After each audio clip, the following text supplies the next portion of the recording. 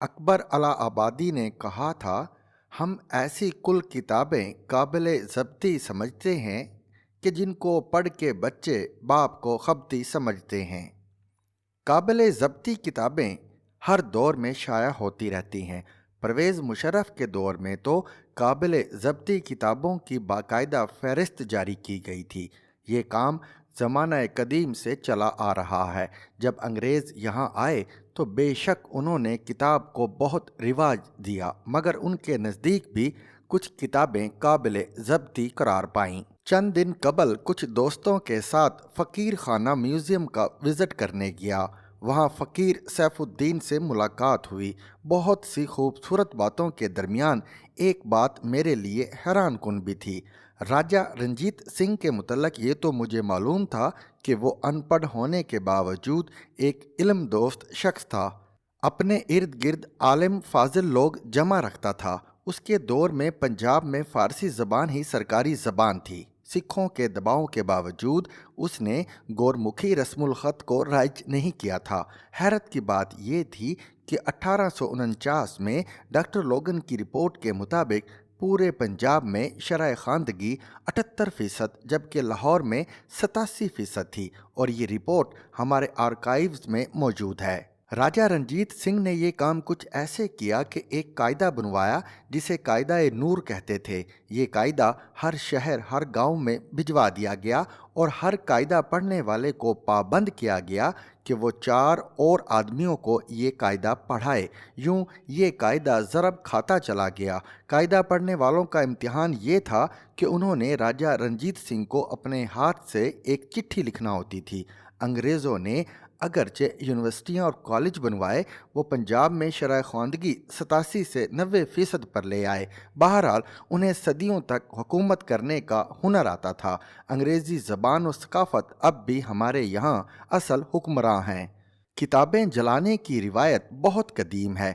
213 कबल मसीह में चीन में किन ख़ानदान के पहले शहनशाह किन शी हुआंग ने किताबों को जलाने और उलमा को दफन करने का हुक्म दिया था। रूमी शहनशाह कुस्तनतीन दी ग्रेट ने गैर मुतअस्सब आरियाई बाशिंदों की तमाम किताबों को आग लगवा दी थी। स्पेन में जब मुसलमानों की हुकूमत ख़त्म हुई तो ईसाइयों ने मुसलमानों के कायम करदा तमाम कुतब खाने जला दिए थे।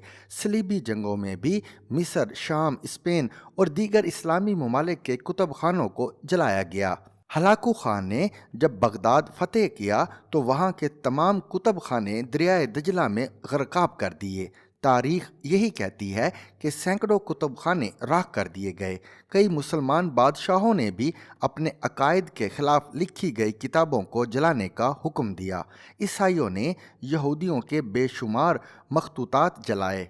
किताबों में मौजूद सच्चाइयों की वहशत खेजी जहाँ जहाँ नाकाबिले बर्दाश्त हुई वहीं उन्हें आग लगा दी गई। सच निकलता ही नहीं लफ्ज़ के घर से, वरना चौंक में लोग किताबों को जलाने लग जाएं। दूसरी जंग अजीम के बाद जर्मनी और जापान में शाया शुदा उन तमाम किताबों पर पाबंदी आयद कर दी गई जो इत्तहादी अफवाज के खिलाफ लिखी गई थी। इस वक्त भी दुनिया में सैकड़ों ऐसी किताबें हैं जिनकी इशाअत पर पाबंदी है। इंडिया जैसे सेकुलर मुल्क में बेशुमार किताबें बैन हैं। पाकिस्तान में तो खैर इनकी तादाद शुमार कतार से बाहर है। तुर्की में 165 साल की मुमानियत के बाद कार्ल मार्केस और फ्रेडरिक एंगल्स के लिखे हुए द कम्युनिस्ट मंशूर के खिलाफ वीटो लाया गया।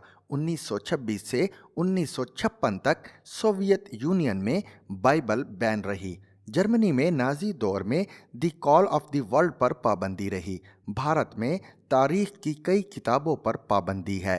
किताबें दरअसल हुक्काम की अजारादारी के खात्मे का सबब बनती हैं, इसलिए ममनू करार दी जाती हैं। 1982 में अमेरिका में एक तकरीब का आगाज़ हुआ।